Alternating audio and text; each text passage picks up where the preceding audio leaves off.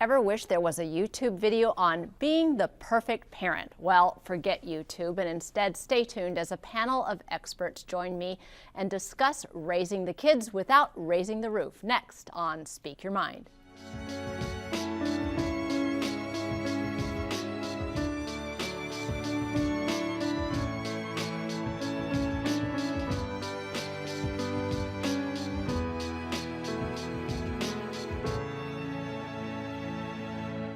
Welcome to Speak Your Mind. I'm Dr. Carolyn Phelps, licensed psychologist with the Human Development Center.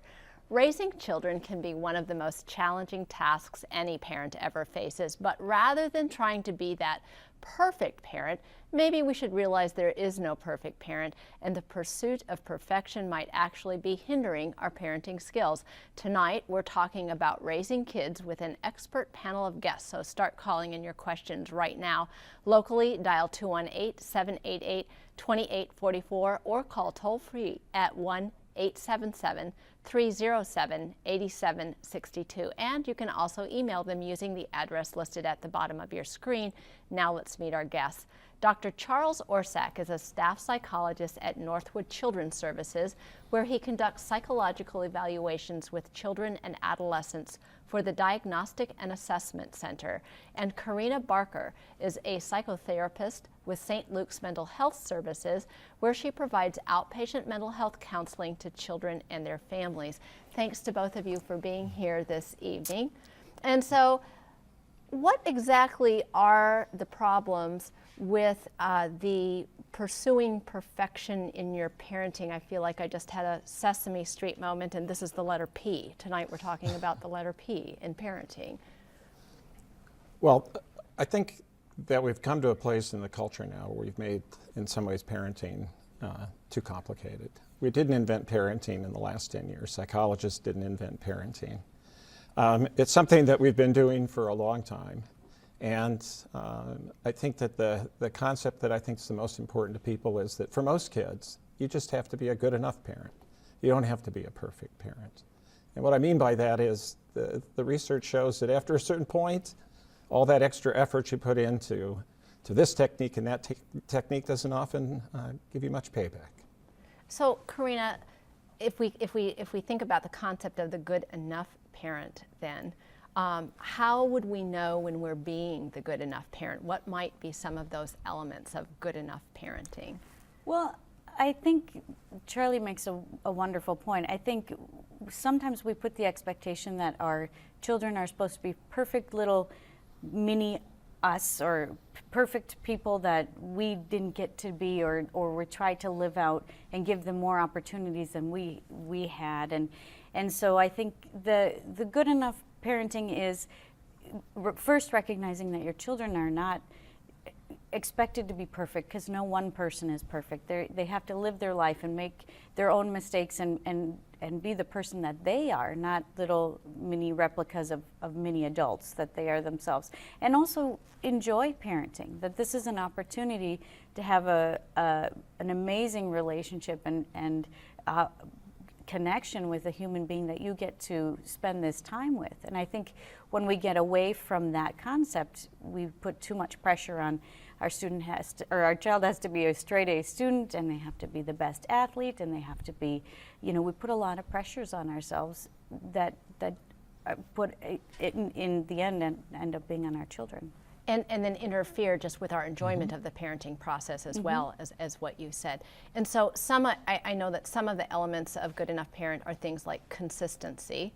Talk a little bit about the importance of consistency in parenting. Well, you need to be consistent. Kids like people who are predictable, where they know what's going to happen.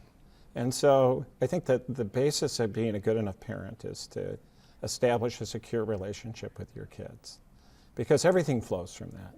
Learning flows from that. Learning how to tolerate making mistakes flows from that. Learning how to control your emotions flows from that. So just having a good, solid relationship.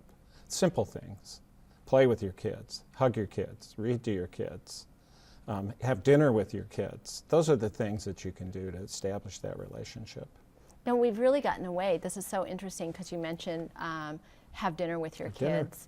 And we've really gotten away, I see a lot of families, not just in my work life, but in my personal life, where they're not ever eating dinner because one kid has hockey and the other kid has dance, and the third child is off with their friends, and nobody's ever sitting down at the dinner table. Talk a little, Karina, about kind of what the function that sitting down and having dinner together serves.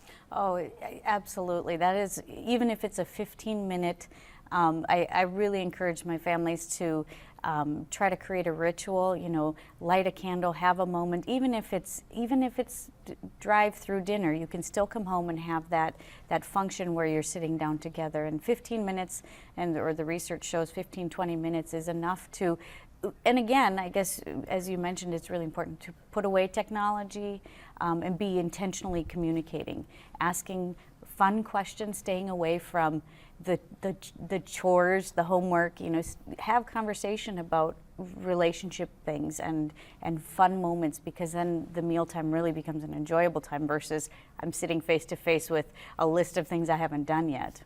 And not bringing up, I heard from your teacher today at school, that's not the time that we want to have that conversation and have that moment with our kid at dinner. No, just ask them about their day. Be curious. Ask them something they learned. I like that question. Just tell me anything you learned today.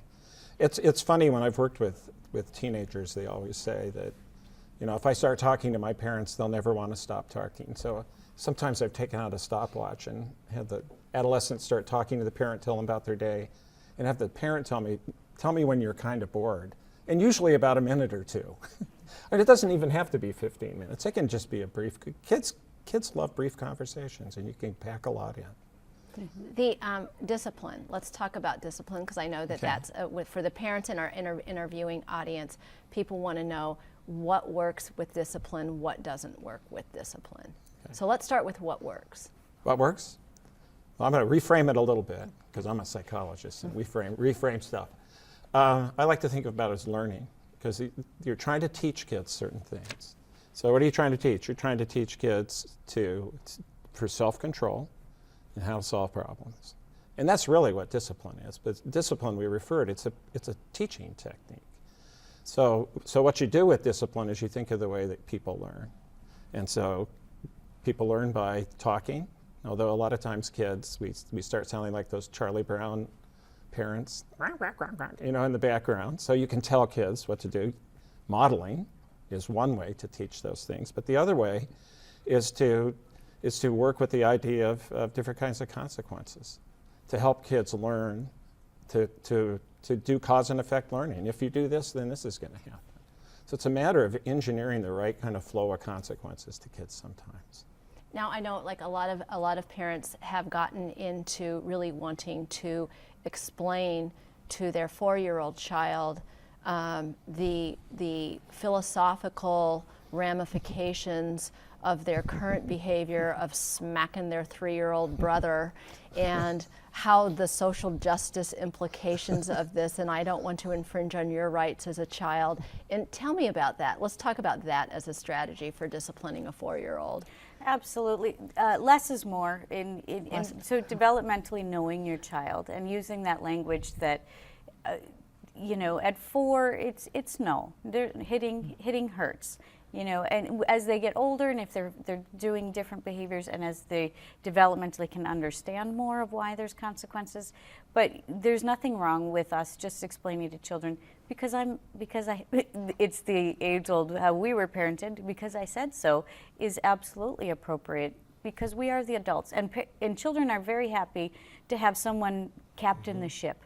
They don't want to be on a rudderless boat with no one leading. So if parents lead, even teenagers appreciate when parents take the lead.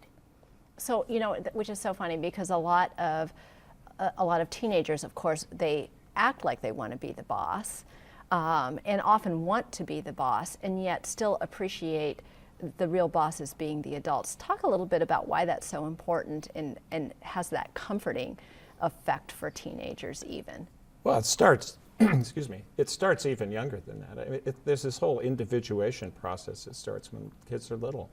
And that's the glory of making mistakes. I think we've kind of lost how important it is to learn how to make mistakes, because that's how you learn. And so by the time the kids get to be teenagers, they're experimenting with being an individual and making their own choices.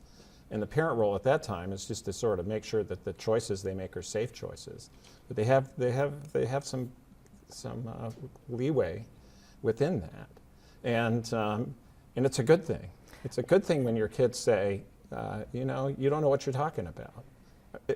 As long as they do it appropriately. Well, and it is that teaching that teenager how to have that super ego, how to have that conscience, how to set the limit for myself. I'll do anything if you let me to, but if you draw the line for me, I can see that and I can follow that too. Karina, a woman from Duluth, calls in and asks, how should I respond to my kids when they compare my rules to their friends' parents' rules? Well, Susie gets to stay up till 12 o'clock on a school night. Why do I have to? Susie gets her cell phone all night. And that comes from age old. I think we've all tried that line. I want to be in comparison. I want to use the friend who has. And I think that same rule applies where you tell your children, I am the parent in this home and I make the decisions that are best for us and for you. And I feel that, you getting your sleep at 10 o'clock works for our family. And kids have every right to be disappointed. Disappointment isn't the end of the world, or even to be frustrated by the rule. But as long as you're consistent as a parent and not just shifting it because of Susie's parents or someone else's parents, if you're being consistent with the rule and making changes as your child grows, I think that's fair. I love what you said about it's okay for the kid to be disappointed. And let's talk about the value of a child being disappointed and learning to be disappointed, Charlie.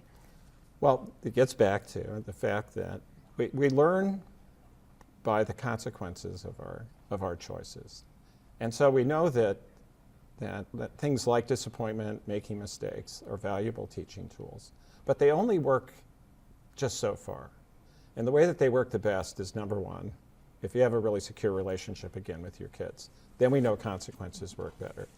The negative consequences of life, disappointment, work better when there's more positives going on in a kid's life. If all you get is negative going on, you get demoralized kids and nothing starts to work. But I think it's important to work with kids, the older they get, especially with teenagers, is to talk things through with them and to say, being disappointed, that's okay. What happened? How can you do it differently this time? Because by the time they're teenagers, you need to start problem solving because that's what they need to do. So you need to have more, you can have more dialogue. I think that being disappointed also has that value for kids in that, when you get to adulthood, the disappointments don't stop, right? And we have to have that sense of, I can be disappointed without being devastated. I can live through disappointments. Exactly. Disappointments, I might not like them, but they can be tolerated. And if my child has no experience with disappointments, then all they learn, because my parent just sort of swoops in and saves the day. Because jargon alert here. I think there's a good distinction that needs to be made. We have this emphasis on self-esteem in our culture. But actually, I think the emphasis should be on self-efficacy. And what it means by that is you actually, if you have faith that if you try something, you'll succeed. And that's built on experience. That's not built on getting a trophy for everything you ever did. And so I think we need to work towards that sense of self-efficacy with kids. And you just make sure, again, make sure the choices they make and the failures they have are safe ones. Yep. Let's get rid of those participation medals. I'm all for getting rid of the participation medals. Mike from Duluth says, I have 3 younger children between 8 and 13. How do I help them develop a relationship with each other, Karina? Oh, building sibling relationships. Well, I think it's teamwork, giving kids an activity that they feel the success and even, parental involvement for guidance, but also giving kids an opportunity to work together and come up with a solution. Children really thrive when you give them some responsibility and so an activity that they can do together that they have the outcome. And when do you intervene as a parent when when the siblings aren't getting along so well, and you can sort of hear it in the house that they're not getting along. When do you intervene? Do you wait for the sound of the block off the other's head, or maybe a few minutes before that? A few minutes before that, but that's sometimes hard to tell, though, right? I mean, again, we talk about teaching moments. I think if it's that safety comes first. You can enlist the help of older kids in saying, my expectation of you is that you're going to get along with your sibling. You are the older sibling. You have certain responsibilities. I think you can do that. So you can partner up with the older kids. And you intervene when you think that when somebody's feelings are getting hurt, or they're really physically getting hurt. I think you need to intervene. But just letting it play out. I mean, what we have, there's this middle of the road idea that I think is a really valuable one. Because if you control too much, you have kids that don't want to try anything. They're afraid. And if you don't have any control, if you're sort of indulgent, then they get a sense of entitlement. So you're always kind of on a tightrope between, do I say something now? Do I not say something? But just choose your battles and your teaching moments wisely. Temperament of the child. Yes. Karina, let's talk about, there are parents describe like, I have an easy kid, this kid's always been an easy kid, and then some parents feel like they have a challenging kid, and that the kid is challenging based on their temperament, like she was challenging from birth. I'm glad my parents aren't watching live. They'd be calling and saying she was challenging from birth. But let's talk about when that temperament is a little bit more challenging and for a parent. Absolutely. Every child is different, and so that's why there's no perfect parenting manual, because every child is different. So we would have to write it for the parent and each child and how they interact with that child. And sometimes a child's strengths are also their greatest challenges when you're raising them. So a very stubborn child, I always say, if you can find the humor and say, this one's probably going to be a CEO, it's difficult to raise, but has a lot of strength. So really trying to find that humor and trying to find the strengths and say, sometimes their strengths are frustrating when I'm trying to raise them as a 6-year-old or as a 10-year-old. But these will be attributes that will be great characteristics as an adult, and helping them hone that for themselves too. And so what do we see in terms of that difficult temperament? Is this just a not well matched to the parent child necessarily? Well, there's 3 things. One is kids with difficult temperaments, what we usually mean to are kids that are sort of reactive and have a high need for control. And so those kids need a certain approach. They don't necessarily learn that well from negative consequences, so you have to engineer more positive. But what happens is if you match up the temperament of the child and the parent, there's a mismatch. So if you get a controlling person with a conflict avoider, then we know that can bring out more behavioral problems. But the other one is 2 really stubborn people in temperament that are matched together. Because then you have a room full of stubborn people, and that usually doesn't turn out so well. The inflexible child with the need to control parent. Right. Sometimes you have to teach. We're better at teaching parents flexibility than kids. And so there's certain techniques that work better with inflexible kids. So for example, with a lot of kids you can use techniques like 1, 2, 3 magic with Thomas Phelan. It's very behavioral, kind of choice-oriented, logical. But then with really inflexible and kind of reactive, explosive kids, then Ross Greene has an approach. He uses 3 baskets. Very simply, you have behaviors that just require a quick consequence or safety behaviors you're going to ignore, but in the middle, you do a lot of collaborative problem solving. And you work with kids to learn how to be flexible. And so you have that, the key to that though is all the parents, whoever's taking care of the kids, they all have to agree which is in which basket. So that seems like that might not work out all of the time either, because we know that there's some parents who just don't agree, or in divorced families, when parents don't agree either. Yeah. Here's a question, Karina, from a woman who calls in from Saginaw. I don't think my teenage daughter dresses appropriately. I would like her to dress better, more appropriately. Is this a battle she should get in with her daughter, or where should the line be? You know, I think the more you push, the more she'll rebel. So I think it's important to say, here are the things, you know, I think we role model for our kids, and I think we can share our opinions, but I think if we create that, if we stake our flag and say it's going to be about the clothes, it's going to get worse rather than better. And so maybe trying to help the child identify, you know, what they're trying to accomplish. You know, if they want to feel attractive, there's ways to do that. And also the parent needs to look at why they're having a reaction to that. Is it something that they're insecure or concerned about for their child? It's going to give the wrong message. Okay, to whom? And is the child able to, you know, manage those messages and that sort of thing? I like what you said. What you said about what is the child trying to say by what's your teenager girl trying to say by the way in which she dresses. And so, you know, a lot of parents complain that, oh, my teenager dresses too provocatively. And I think that there can be some basic rules, like you can say no cleavage, right? Don't want to see the cleavage. You know, skirt needs to be, you know, the school rule is when you're standing up, it has to hit the bottom of your fingertips. And so there's some basic rules like that, but having that maybe broader conversation about what is it that you're trying to communicate, and is there a different way of doing that? Well, I think you need to decide what's important for you as a parent. Every family's different, they have different values. And so you decide what are the parameters, and then especially for teenagers within that, you just make sure there are choices within that. But they need to know what the absolute boundaries are. So it's okay. I think it's okay. If that's, you have to make a list of what's important to you. You can have about 3 battles on your plate at one time as a parent.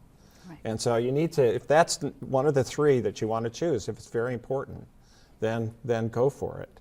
I like that. But don't ever say anything you can't. I always say to parents, don't write checks you can't cash, meaning don't say you're going to do something that's very important and then don't follow through.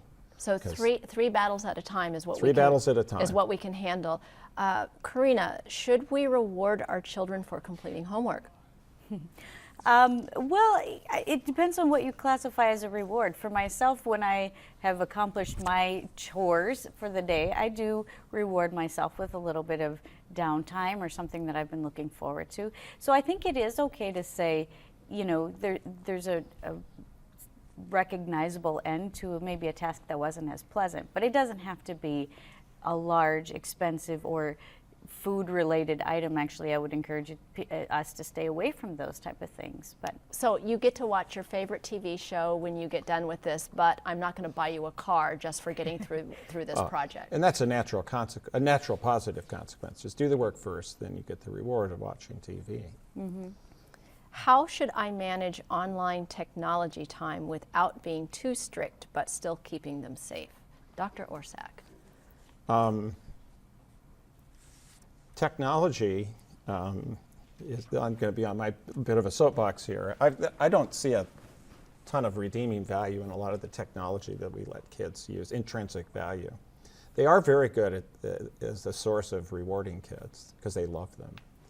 And so a couple hours a day is enough screen time for any kid. And I think actually that's also what the American Pediatric Association. That's where I got you're right. That's where you got that. That's not just the Dr. Orsak rule. I just didn't make that one up. An entire academy of pediatricians say 2 hours of screen time. Smarter people than me, right? Mm-hmm. And so I think you can getting back to what you were talking about. You do the work first. You have certain responsibilities, and then the rewards come after that. They don't give me my paycheck before I do the work. I mean, that's just the way life works.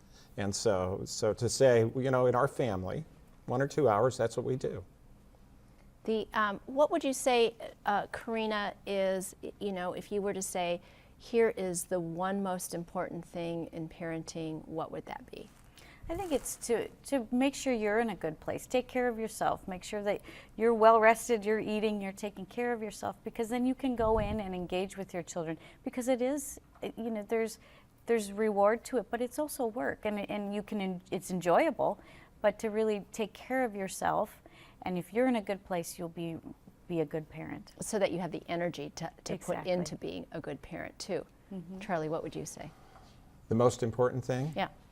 is to learn to listen to your kids, to really sit down with them. Even you can listen to their play and find out what's important to them, because if they feel listened to, they're going to talk to you. But the building a communication relationship with your kids has to do more with listening and being with them than talking to them. Which begins not at teenagerhood. If you wait till they're teenagers to do a lot of these things, you're going to have some problems.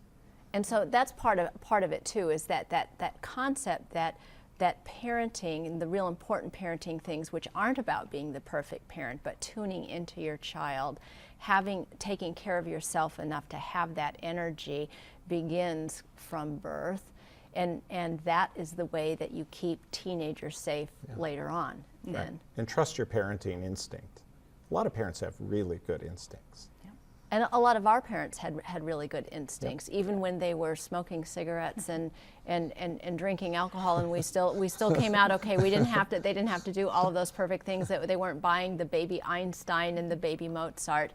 Thanks so much for coming out for this conversation tonight. I think we just heard a lot of really wonderful things about parenting from our really wonderful guests, and the most important of which is stop being the perfect parent. None of us can be perfect anyway. So you heard the orders from on the show tonight were stop trying to be that perfect parent, that the good enough parent actually produces a great child. So isn't that a relief?